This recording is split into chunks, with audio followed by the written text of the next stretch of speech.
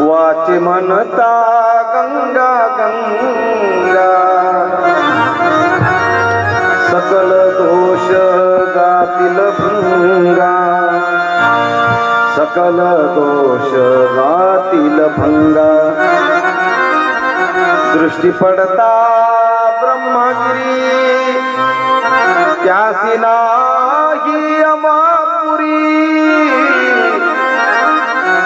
त्यासी नाही अमापुरी. दृष्टीने आपल्या डोळ्याने नुसती ब्रह्मगिरी पर्वत पाहिला. परत सांगू का? ऐका नीट ऐका. तुम्ही डोळ्याने नुसतं तो ब्रह्मगिरीचा पर्वत नुसता पाहिला तुम्ही, तरी सुद्धा दृष्टी पडता ब्रह्मगिरी, नुसती ब्रह्मगिरी डोळ्याने जरी पाहिली तरी सुद्धा त्यासी नाही यमापुरी. यमपुरी माहिती आहे तुम्हाला? म्हणजे अजून गेलोच नाही आम्ही. यमपुरी माहिती का? माहित करून घ्या. तुम्ही म्हणता बाबा कशाला नरकाला जायचं? नरकाला जाणं म्हणजे नरकपुरी आहे का नाही? दृष्टी पडता ब्रह्मगिरी, त्यासी नाही नरक. नरकाची पुरी.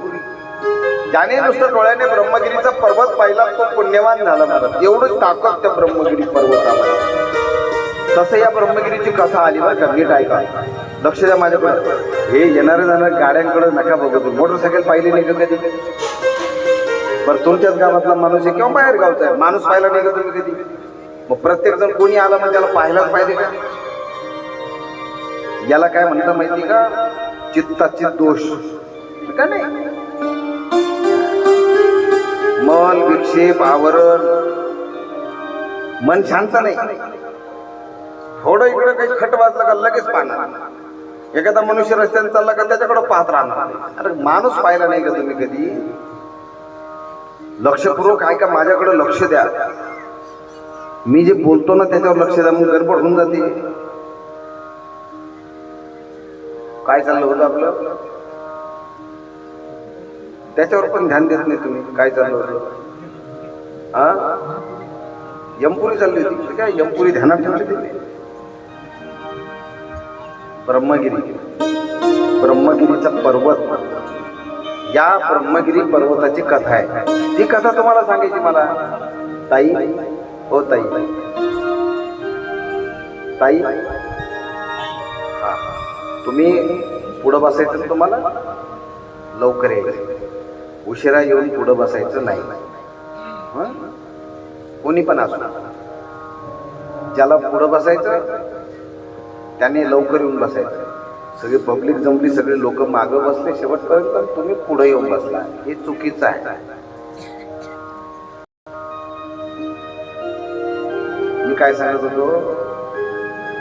ब्रह्मगिरी पर्वत आहे का नाही? काय सांगत होतो? ब्रह्मगिरी पर्वताची कथा ऐका. ही कथा अशी आहे, या ब्रह्मगिरी पर्वताचं नाव आहे ना, पूर्वीच्या काळी असं होतं, शिवगिरी. काय होतं? शिवगिरी. भगवान शिवाच्या नावाने हा पर्वत होता. कारण एकदा काय झालं, भगवान भोले बाबाचं ब्रह्मदेवाचं झालं भांडण. तुम्ही असं म्हणताल या मोठ्या लोकांचे, अरे बाबा मोठ्या लोकांचे भांडणं होतं आपल्यासाठी, तुमचे माझेच भांडणं होतं असं काही नाही. हे मोठे माणसं बी भांडत होतं. रामभाऊ काय झालं, ब्रह्मदेवाचं भगवान शंकराचं झालं भांडण. त्याच्यामध्ये त्या भांडणामध्ये काय केलं, ब्रह्मदेवाने दिला शाप भोले बाबांना. जा म्हटले तू पर्वत होऊन पडशील. काय होशील? पर्वत होऊन पडशील म्हटले तू. आता गेलं ना बोलून ब्रह्मदेव, झाले ना पर्वत भोले बाबा. भगवान शंकर पर्वत रूपाने झाले. पण पर्वत झाल्यानंतर काय झालं, ब्रह्मदेवाला थोडा पश्चाताप झाला. म्हटलं आपण काय चूक करून बसलो. शंकराला शाप दिला आणि शंकर काय झाला, डोंगर झाला, पर्वत झाला. वाईट वाटलं त्यांना. मग त्यांनी काय केलं, तिथंच त्याच ठिकाणी शिवगिरी पर्वतावर तिथंच त्यांनी साधना केली. ब्रह्मदेवाने तिथं तप केलं आणि तप केल्यानंतर ब्रह्मदेवांच्या तपाने काय झालं, भोले बाबा पुन्हा प्रसन्न झाले. भोले बाबा म्हटले आता काय झालं, नाही हो म्हटलं, माझ्याकडनं काय झाली, चुकी झाली. तुम्हाला शाप नव्हता द्यायला पाहिजे पण दिला. लोकांची रीतच अशी महाराज, आधी चुकी करतात नंतर माफी मागतात. तुकोबारांचं प्रमाण आहे, ऐका.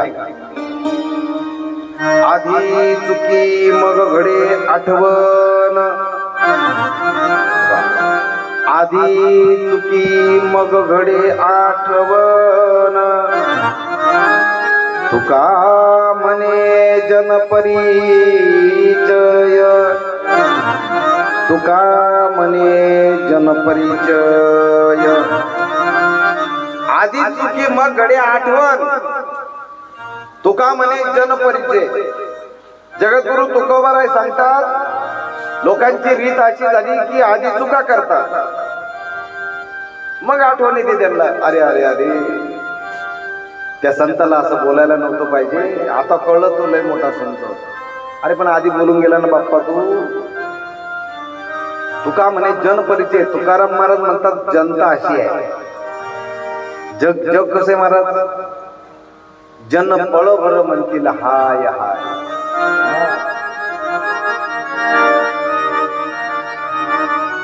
जन पळभर म्हणतील हाय हाय, मी जाता. काय म्हणा म्हणा म्हणा. जन पळभर म्हणतील हाय हाय. मी गेल्यानंतर कोणाचं काही राहील अजिबात नाही.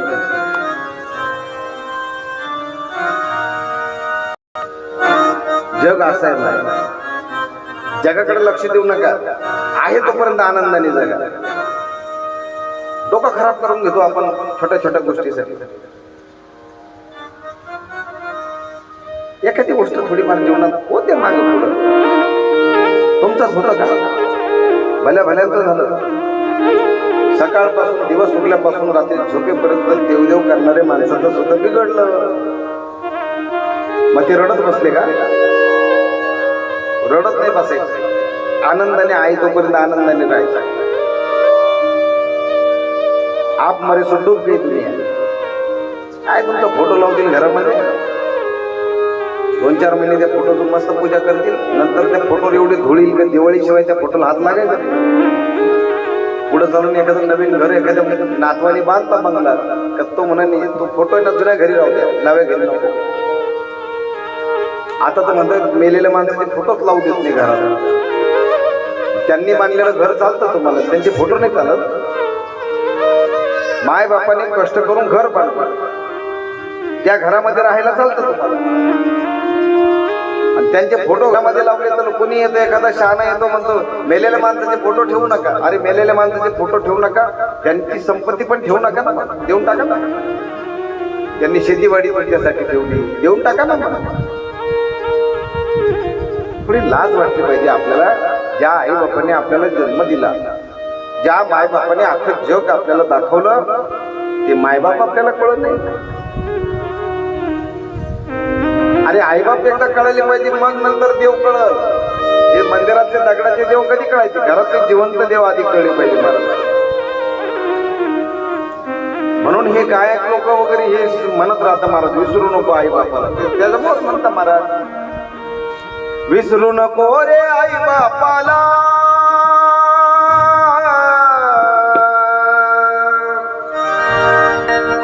विसरू नको रे आई बापाला, सोडून सारी माया काया झिजवून तुझ्या शिरावर, धरली कृपेची छाया रे वेड्या. मिळणार नाही पुन्हा आई बापाची माया, मिळणार नाही पुन्हा आई बापाची माया. मिळणार नाही पुन्हा आई बापाची माया.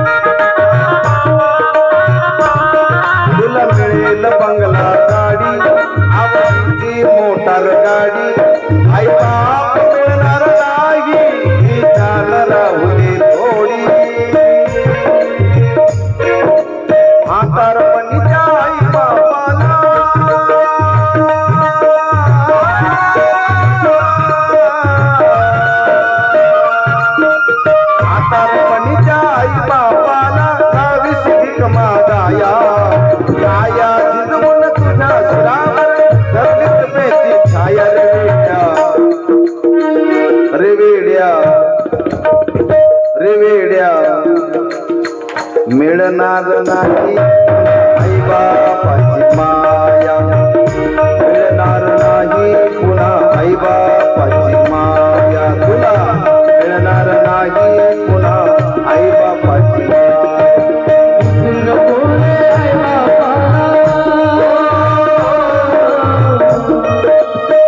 विसरू नको रे आई बापाला जिजवील जानी काया जिजवून तुझ्या शिरावर धरली सुखाची छाया रे बेटा मिळणार नाही तुला आई बापाची माया मिळणार नाही आई बापाची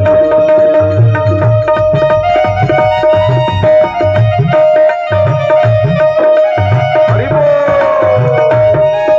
सर्वांनी टाळी वाजवायला राम कृष्ण हरी जय जय राम कृष्ण हरी राम कृष्ण हरी जय जय राम हरी कृष्ण हरी जय जय राम कृष्ण हरी राम कृष्ण हरी जय जय राम कृष्ण हरी राम कृष्ण हरी जय जय राम कृष्ण हरी राम कृष्ण हरी जय जय राम कृष्ण हरी राम कृष्ण हरी जय राम कृष्ण हरी जय जय राम कृष्ण हरी जय जय राम कृष्ण हरी राम कृष्ण हरी जय जय राम कृष्ण हरी जय जय राम कृष्ण